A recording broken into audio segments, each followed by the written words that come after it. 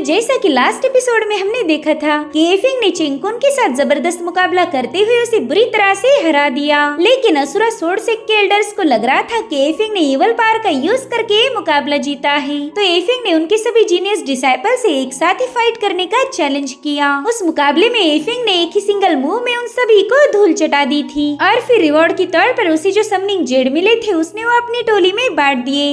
Effing की इस हरकत से द डिवाइन यूटियान काफी ज्यादा भड़क गया था, इसलिए उस सेक्ट मास्टर चुआंग को हुक्म देता है कि एफिंग को सीक्रेट रेल्म में ही खत्म कर दिया जाए।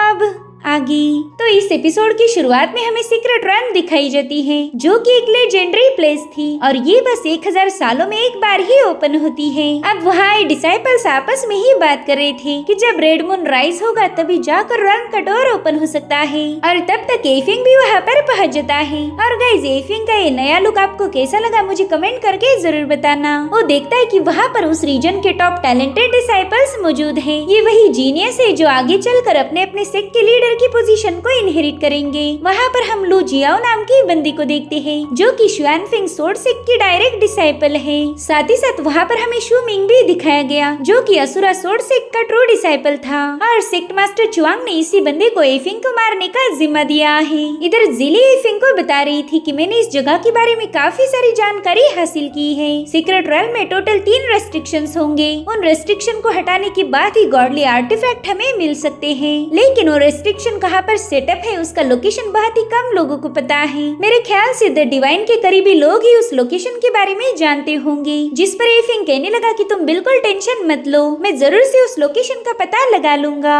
इधर हुनियान बस एकटक एफिंग को ही देखती जा रही थी और एफिंग का इस पर बिल्कुल भी ध्यान नहीं होता। तभी अपनी भोली सी होंगलियान उससे पूछने लगी कि हुनियान, तुम मेरे मास्टर को ऐसे क्यों देख रही हो, कहीं कोई गड़बड़ी तो नहीं है ना? जो सुनते ही एफिंग को हंसी आने लगी। वो कहता है, होंगलियान मैंने आज नए कपड़े पहने हैं, शायद हुनियान को मेरा नया आउटफिट कुछ ज्यादा ही पसंद आया, इसलिए मुझ पर से बिल्कुल भी नजरें नहीं हटा पा रही। जिस पर हुनियान कहने लगी कि मैंने ये आउटफिट तुम्हारे लिए सिलेक्ट किया था, तो मैं बस ये सोच रही थी कि मेरी पसंद इतनी भी बुरी नहीं है। तभी एफिंग उसे धीरे से बताने लगा कि सीक्रेट रेल्म में 3 रेस्ट्रिक्शंस हैं और उन्हें ब्रेक करने के बाद ही हमें वो आर्टिफैक्ट मिलेंगे, लेकिन उनका लोकेशन बस द डिवाइन के खास लोगों को पता है। तो क्या तुम उन लोकेशन के बारे में जानती हो? जिस पर वो जवाब देते हुए कहने लगी कि मुझे तो उनके बारे में कोई आइडिया नहीं, लेकिन मेरे ख्याल से इन्फॉर्मेशन बस एक ही बंदे के पास हो सकती है। अब हुनियान एफिंग को उस बंदे का नाम बता पाई इससे पहले ही शूमिंग वहाँ पर आ गया। वो कहता है, हुनियान सीक्रेट रेल्म में एक बहुत ही खतरनाक जगह है, जब हम उसमें दाखिल होंगे तब मैं चाहता हूँ कि तुम मेरे साथ रहो, ताकि मैं तुम्हें वहाँ मौजूद हर एक खतरे से बचा पाऊंगा।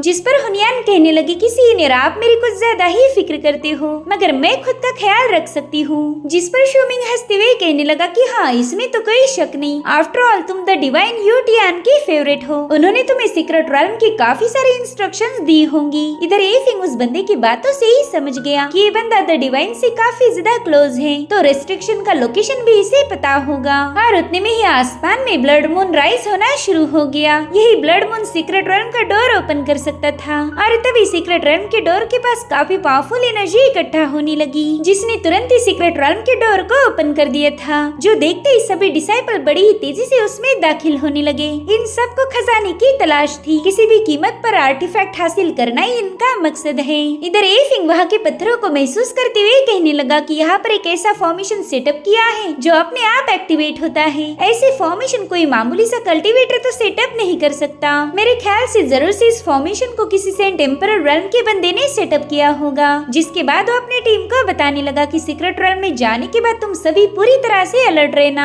मैं बिल्कुल नहीं चाहता कि तुम किसी मुसीबत में फंस जाओ। जिसके बाद ये सभी लोग सीक्रेट रेल्म में दाखिल हो गए। इधर बेलियांग उन सभी को छुपकर देख रही थी। तभी द डिवाइन लानक्यू की चमचिया उससे पूछती है कि तुम उस बंदे को इतना गौर से क्यों देख रही थी, कहीं वो एफिंग तो नहीं है? तुमने कहा था कि एफिंग सीक्रेट रेल्म के आर्टिफैक्ट को हासिल करने के लिए यहाँ जरूर आएगा, तो बताओ फिर वो कहाँ पर है? जिस पर बेलियांग कहती कि ना, इनमें से कोई भी एफिंग नहीं था। मेरे ख्याल से एफिंग अच्छे से जानता है कि हमारी सीनियर लान उसे पकड़ना चाहती है, तो शायद एफिंग ने किसी और का फॉर्म लिया होगा, वो अपने रियल फॉर्म में तो यहाँ आ ही नहीं सकता। ये सुनकर वो लड़कियाँ काफी ज्यादा परेशान हो गई। तभी बेलियांग कहने लगी कि अरे तुम फिक्र मत करो, मैं जानती हूँ एफिंग कैसा फॉर्म लेगा। अगर हम सीक्रेट रॉयल में एंटर करें तो एफिंग को आसानी से ढूंढ लेंगे। इसलिए वो लोग तुरंत ही सीक्रेट रॉयल में दाखिल हो गए। जिसके बाद हमें सीक्रेट रॉयल के मेपल फॉरेस्ट का सीन दिखाया गया, जहाँ पर 2 पोर्टल्स ओपन हो चुके थे, जिसमें से होंग लियान और एफिंग बाहर आ जाते हैं। वही दूसरे पोर्टल से शूमिंग बाहर आ जाता है। वहाँ आते ही एफिंग को बताने लगा कि सीक्रेट रॉयल के पोर्टल अलग अलग जगह ओपन होते हैं, शायद इसी वजह से तुम्हारी टीम तुमसे बिछड़ गई। तो चलो अब हमने जल्दी से जूनियर हुनियान को ढूंढना चाहिए। जिस पर एफिंग कहने लगा कि हुनियान को ढूंढने की कोई जरूरत नहीं, वो बंदी खुद को प्रोटेक्ट कर सकती है। सबसे पहला तो हमने रेस्ट्रिक्शन को ढूंढना चाहिए ताकि हम आर्टिफैक्ट को हासिल कर पाए। और सीनियर, अगर मैं गलत नहीं हूँ तो मेरे ख्याल से आप अच्छे से जानते हो कि वो लोकेशन कहाँ पर है। जिस पर शुमिंग कहता है ना ना, ऐसा तो बिल्कुल नहीं, पता नहीं तुमने मेरे बारे में इतने लजीज चर्चे कहाँ पर सुने हैं। जिस पर एफिंग कहने लगा कि मुझे हुनियान ने बताया था कि द डिवाइन उसी बंदे पर ट्रस्ट करते हैं जो ज्यादा पावरफुल और बहादुर हो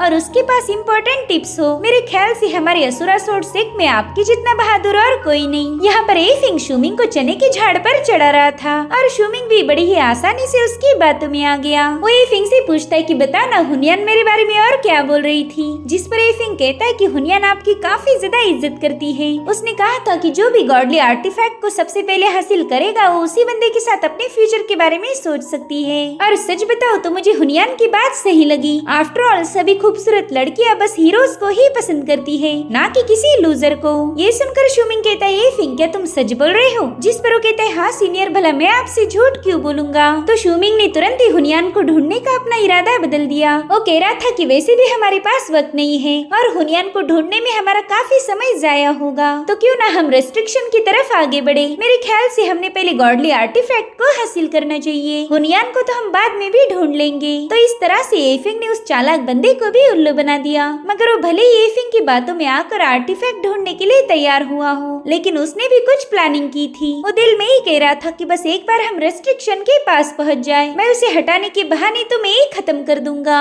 अब थोड़ी देर बाद ये लोग रेस्ट्रिक्शन के पास पहुंच गए। इस फॉरेस्ट में टोटल 3 जगह रेस्ट्रिक्शंस थे, तो उसमें से एक लोकेशन पर ये लोग पहुंच गए। अब एफिंग को उस रेस्ट्रिक्शन के पास जाता हुआ देखकर शुमिंग उस पर स्नेक अटैक करने की प्लानिंग करने लगा। मगर इससे पहले कि शुमिंग एफिंग पर हमला कर पाए, एफिंग पर किसी और ने ही स्लैश अटैक कर दिया। मगर एफिंग जल्दी से होंग लियान को प्रोटेक्ट करते हुए उस अटैक को डिस्ट्रॉय कर देता है। वो कहने लगा कि छुपकर अटैक तो कायर करते हैं, अगर दम है तो सामने आ जाओ। और तभी वहाँ पर शुआनफेंग सोर्ड सेक्ट के डिसाइपल पहुंच गए। लू जियाओ एफिंग से कह रही थी कि तुमने तो बड़ी ही तेजी से मेरे हमले को डिस्ट्रॉय कर दिया, तुम्हारी स्पीड वाकई काफी अच्छी है। इधर शुमिंग सोचता है कि लू जियाओ के सामने एफिंग पर अटैक करना बेवकूफी होगी, इसलिए वो फिलहाल के लिए अपना प्लान होल्ड कर लेता है। वो लू जियाओ से कहने लगा कि जूनियर शायद तुम इस रेस्ट्रिक्शन को ब्रेक करना चाहती हो, अगर ऐसी बात है तो हम पीछे हट जाएंगे। जिसके बाद शुमिंग एफिंग से कहने लगा कि जूनियर साइड में हट जाओ, इसे हटाने का मौका हम लू जियाओ को देंगे। मगर लू जियाओ काफी ज्यादा शातिर है, वो समझ गए कि शुमिंग की इसमें जरूर से कोई चाल होगी, इसलिए वो शुमिंग से कह रही थी कि प्लीज अच्छा बनने की नौटंकी बंद करो। हम दोनों भी जानते हैं कि इस रेस्ट्रिक्शन के नीचे कोई पावरफुल आर्टिफैक्ट होगा, साथ ही साथ इसमें एक ऐसा सील्ड मैजिक आर्टिफैक्ट है जो कि हमें एक बहुत ही पावरफुल ट्रेजर तक लीड करेगा। और तुम्हें बिल्कुल नहीं चाहोगे कि वो पावरफुल आर्टिफैक्ट हमारे हाथ लग जाए। तुम बस मेरी पावर्स का यूज करके यहाँ लगे रेस्ट्रिक्शन को हटाना चाहती हो, ताकि बाद में तुम मुझे खत्म करके उस आर्टिफैक्ट पर कब्जा कर लो।